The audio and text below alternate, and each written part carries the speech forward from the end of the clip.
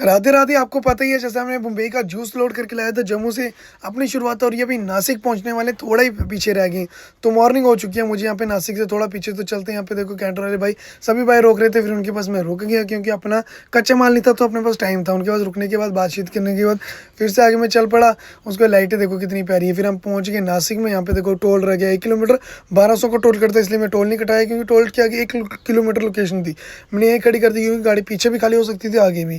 फिर उसके बाद चला गया पानी की बोतल लेने, बोतल लेके सो गए। सोने के बाद सुबह उठे, हमें कॉल आ गया कि कहाँ पे आना है उसको हमें। तो उसके बाद हम चल पड़े। देखो लेबर वाले भाई उनको भी साथ में बिठाया और यहाँ से हमें जाना 10 किलोमीटर और आगे। तो भाई को साथ लेके हम चले गए 10 किलोमीटर।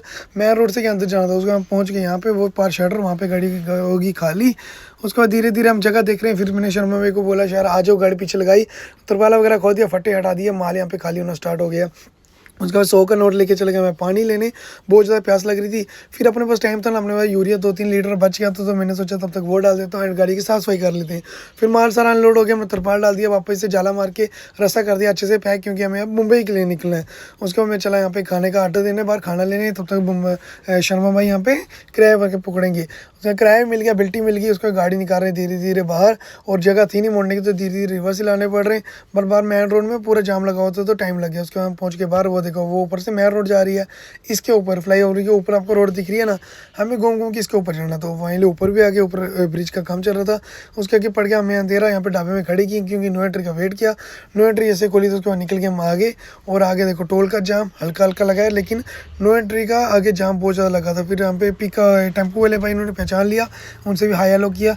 उसके बाद हम चल रहे हैं नदी के ऊपर से क्रॉस कर रहे हैं, और ये नदी समुद्र से भी टच करती है, तो समुद्र का ही एक पार्ट यहाँ पे बिछड़ के आ गया। और बट फील ही नहीं हो रहा नदी के ऊपर क्रॉस कर रहे हैं क्योंकि इतनी ज़्यादा गर्मी थी ना। उसके आगे चलो भाई घाट का लग गया जाम, बहुत ज़्यादा जाम। यहाँ से हमारे 3 से 4 घंटे लगे हमें सिर्फ और सिर्फ 25 से 30 किलोमीटर निकालने में। और काफ़ी गाड़ियाँ आराम से चली गई थी, उनको आगे से घूमना पड़ गया क्योंकि उस रोड में तगड़े वाला जाम लग गया था ना। सभी कारों को वापस से यू टर्न मारना पड़ गया, पीछे आना पड़ गया।